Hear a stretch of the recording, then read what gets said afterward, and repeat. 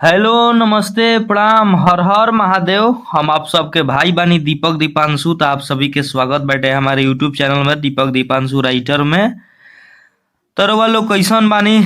आप लोग एकदम मस्त रही, स्वस्थ रही और एकदम व्यस्त रही जा। तो आज हम रउआ सब खातिर नया साल 2025 में आज 2 जनवरी ह। तो आज रउआ सब खातिर बहुत ही एकदम ब्लास्ट गाना, बहुत ही एकदम बढ़िया एगो होली के गाना दे तनी एकदम शुरुआते जनवरी में।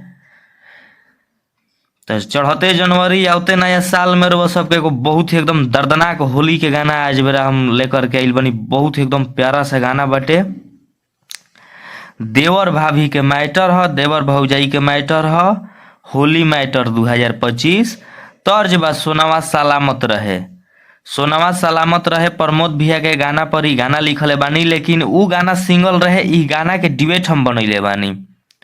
पहले लड़की के लाइन बा, फिर लड़का के लाइन बाटे। जहाँ 2 बार लिखल बा, आप लोग खुद समझदार बानी, समझ जाइब जा।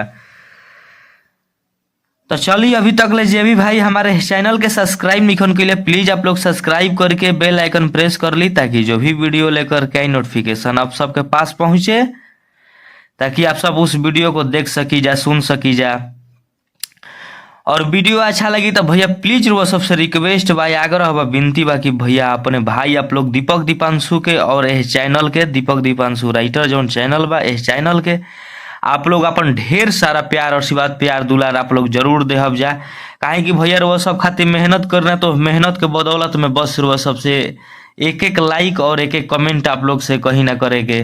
प्लीज आप लोग भाई खातिर जब इतना फ्री में लिखा तनी, तो आप लोग प्लीज सपोर्ट करी जा, लाइक कमेंट आप लोग जरूर करी जा। काहे कि यूट्यूब पर आदमी ऐसे ही ना डालता रहे। तो और वह सब खातिर इतना मेहनत करना, तब ये वह सबसे आग्रह बा कि आप लोग जरूर सपोर्ट करी जा।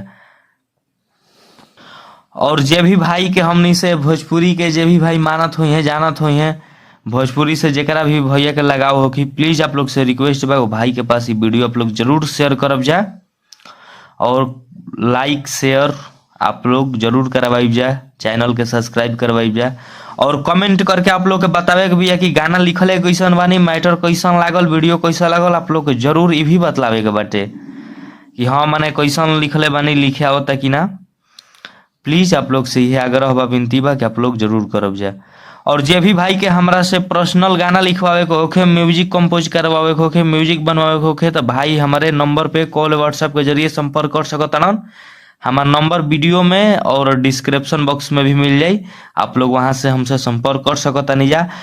कम खर्च में बेस्ट काम मिली। एक बार आप लोग सेवा के मौका जरूर दी जा। आप लोग जुड़ के एक बार काम जरूर करी जा, एकदम बढ़िया काम मिली। काम यदि पसंद ना आई तो भैया प्लीज आप लोग कहीं से भी करवा सकिनी जा, कोनो दिक्कत नहीं है।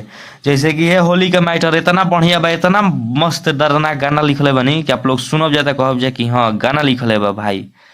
और जे भाई में जेकरा भाई में आवाज में दम हुई, भाई गईहन म्यूजिक बढ़िया से एकदम बढ़िया करवाई है, तो बढ़िया बाज जाई। तो चलिए, और वो सबके ज्यादा देर ना करते हुए, हम ज्यादा समय ना लेते हुए, हमें मुखड़ा के डमी करके सुनावतनी। देवर भाभी के मैटर बा, होली मैटर 2025। तर्ज बा सोनवा सलामत रहे, प्रमोद भैया के गाना पर बा, लेकिन ये गाना हम डिबेट लिखले बानी। तो चली रहो सबके हम गा के सुनावतानी। लड़की के लाइन बा कि देखो तो नि देवरू का आइल बा बेचाए, पैसा से ले लो चाहे बरोबर चिल्लाए। 2 बार बा कि देखो तो नि देवरू का आइल बा बेचाए, पैसा से ले लो चाहे बरोबर चिल्लाए। मरद में हरारू सभे किन किन घरे ले जाता। तो लड़का के लाइन बा, लड़का कहता कि होली में चोली है भौजी, धान से बरोबर बेचाता। होली में चोली है भौजी, धान से बरोबर बेचाता। दे दीसी आए बाबा, हीरावा सलामत रहे। वही गाना पर ही गाना लिखले बानी, होली के मैटर बनैले बानी।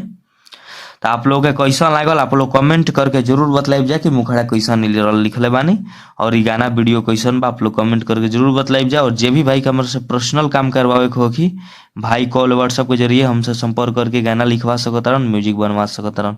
चलिए नेक्स्ट सॉन्ग के लिए टाटा बाय बाय। जय हिंद, जय भारत, जय हो भोजपुरिया समाज, जय हो माँ सरस्वती।